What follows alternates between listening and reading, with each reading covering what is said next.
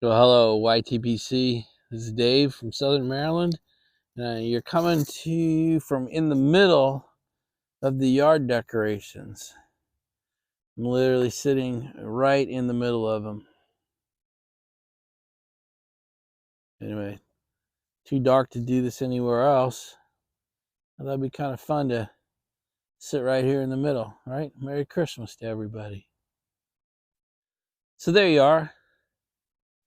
So welcome to Thursday evening. It's about 6:30 Thursday evening, and it's about 45 degrees. No wind, no rain. We had a beautiful sunset. I'll throw a picture of the sunset in here. Um, that's really it. We'll tell you why I'm late in a minute. Um, I've got, what am I drinking tonight? So we're on a theme. You probably figured out by now, but so we're doing Crown Vanilla. So if you're tracking, what have we done? Crown Vanilla tonight, Crown Salted Caramel last night, Crown Peach the night before that, and there's one more coming. I think we'll do it tomorrow. So we're on a Crown theme right now. Again, it's the worst thing you do is drink alcohol while you smoke, so don't do what I do, right? It's like what I tell my kids. All right, so that drink is nice and golden. It probably looks red or pink to you that way, but it looks just looks perfect.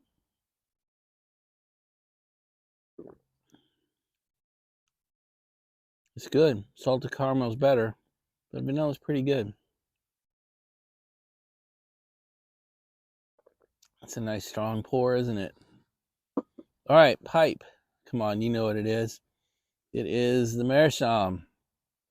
As always, it's already lit. What's in it? Smoker's Pride Vanilla Cavendish.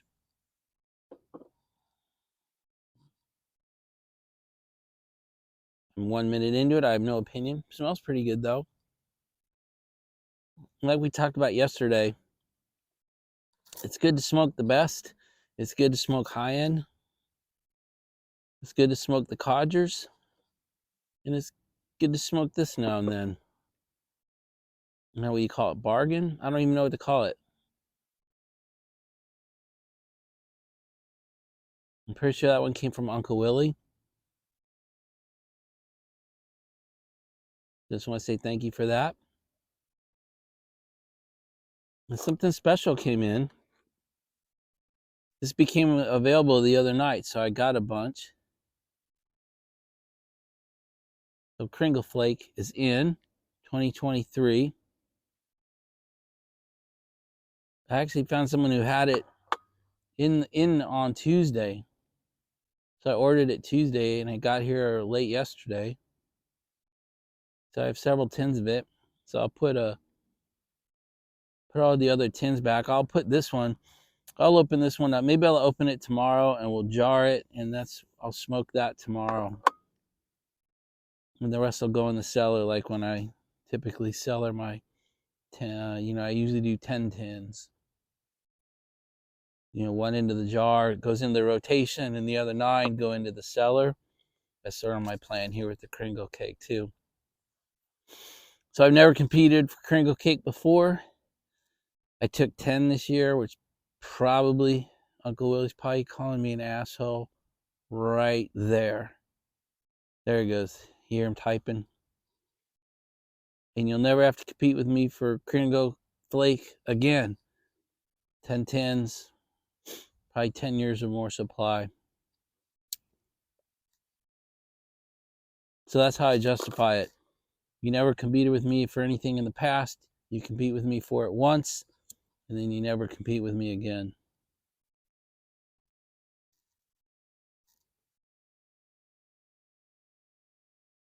I understand it probably still makes me an asshole today.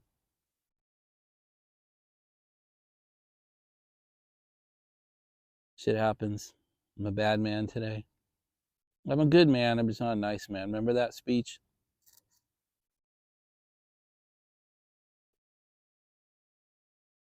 So why am I about 4 hours late? 6:30 instead of usually, what, 2, 3 o'clock?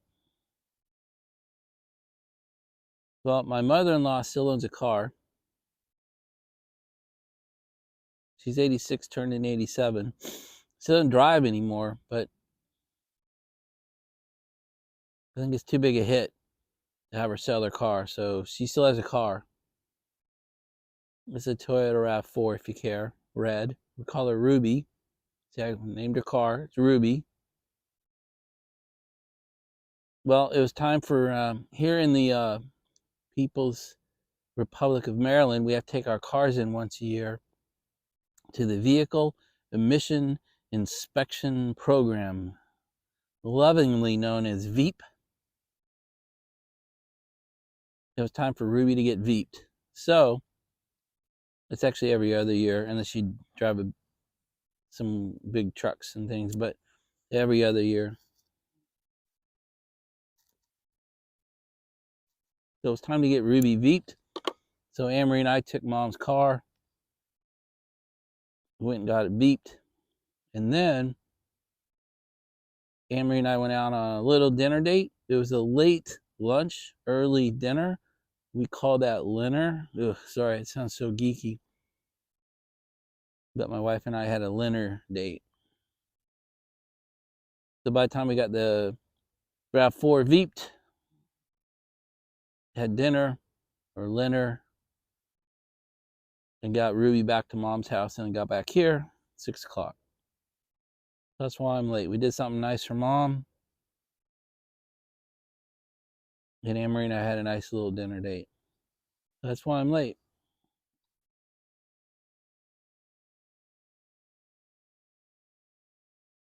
So this my morning kind of went the same as yesterday.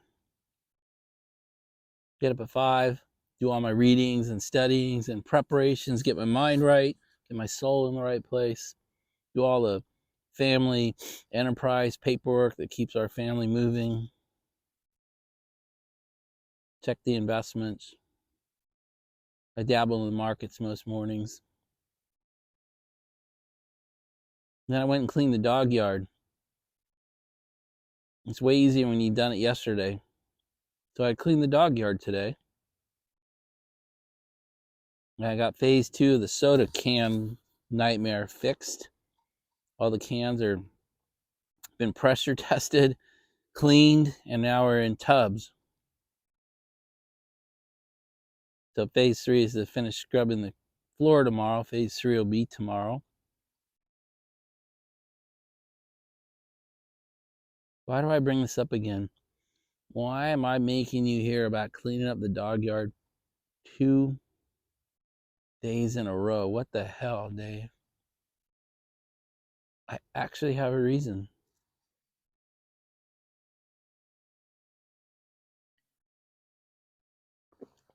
It's a fine drink.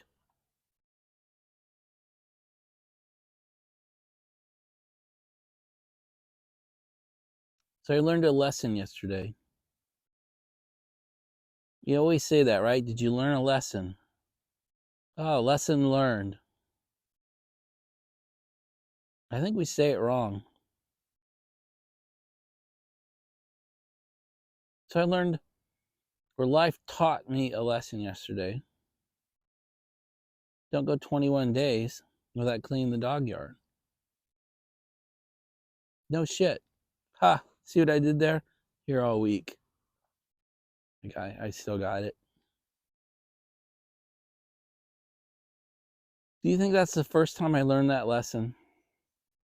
We've owned dogs, multiple dogs, since April of 1992. That's not the first time I learned that lesson.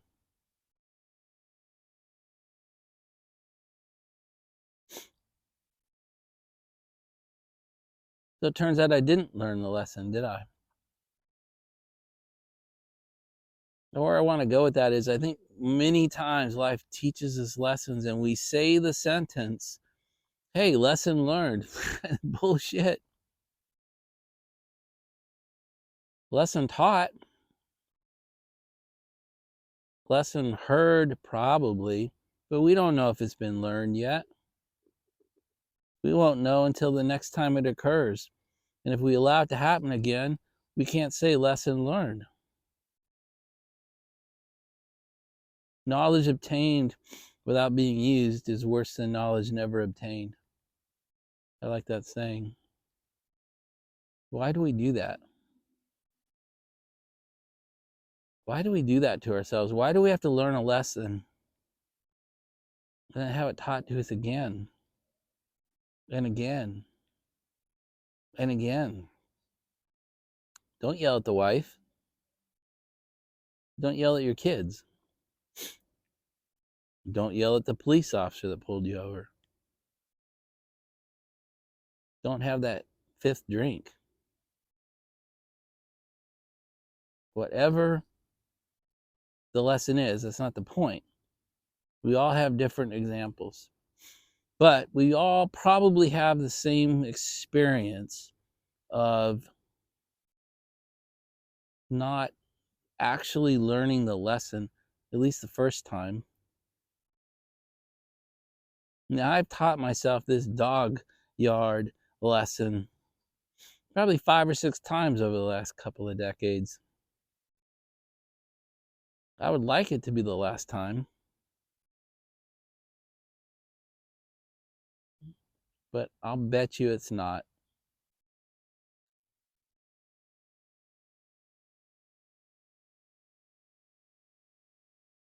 And that's something I could teach people. It would be when life teaches us something, and probably more accurately, when our actions really teach ourselves. We teach ourselves lessons, to be honest. The question really is why? Why do we not learn the lesson?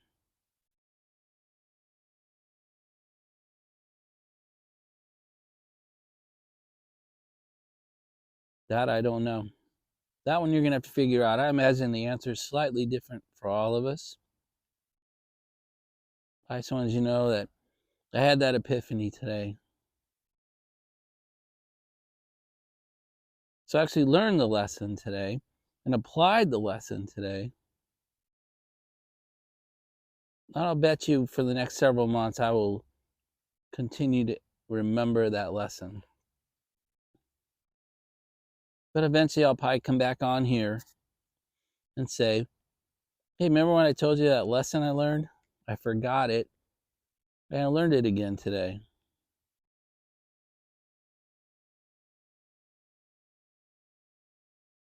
And there are giant lessons learned and little ones, and most of them are little.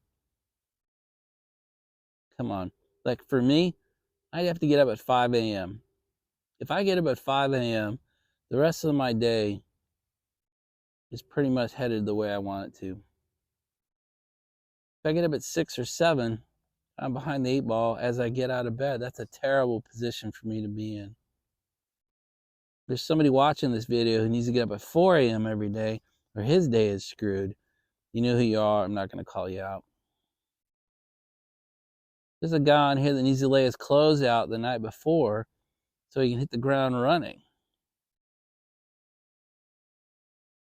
And most of us function better if we don't go to bed until tomorrow's list is written down and sitting on the desk. In order, Suckfest first, Suckfest not quite so bad second, in rank order for your day. If you go to bed and you wake up with that list ready to go, your day's probably going to go better for you. Now, can we remember that? Can we not slide into team slacking mode? The answer is different for each one of us, and the answer is probably a little bit different at each day. We're not looking for perfect, right? We are looking for pretty damn good, though. Perfect is demoralizing. So if I get up at 5:30 tomorrow, which I won't, but if I got up at 5:30 tomorrow, Rather than get mad at myself, that doesn't do any good. I get up at 5 o'clock on Saturday. And I'm back on it. I think small corrections like that without any emotion or anger is a really healthy way to deal with it. I think that's it for me tonight, guys. A number of you commented about how much you liked Relax Dave yesterday with the offensometer at 0. So let's do that again tonight. We'll just stay relaxed. We'll keep the offensometer at 0.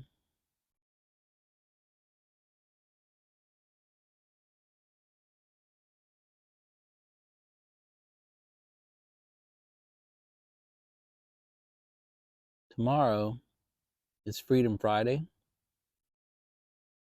We will be participating in Freedom Friday. And you won't want to miss it. It's going to be another good one.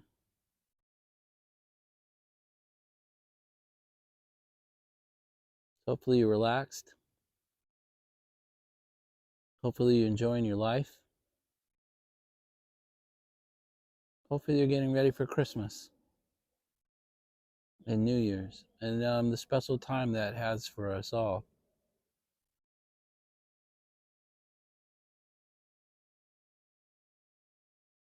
You guys are awesome. I love being part of this group. I hope you had a great Thursday. I hope your Friday is good. I hope you have a plan for the weekend. I hope that you've got a plan emerging for next week and the week after already. I always told my guys, at least have 14 days out planned. That cuts down on a lot of emergencies and surprises in your life if you know where you have to be and what you have to have done each day for the next 2 weeks. And always have 2 weeks, a 2-week window out in front of you. All right, Mr. Helpful signing off. Thanks, you guys. Hopefully we'll talk tomorrow for Freedom Friday. Bye, you guys.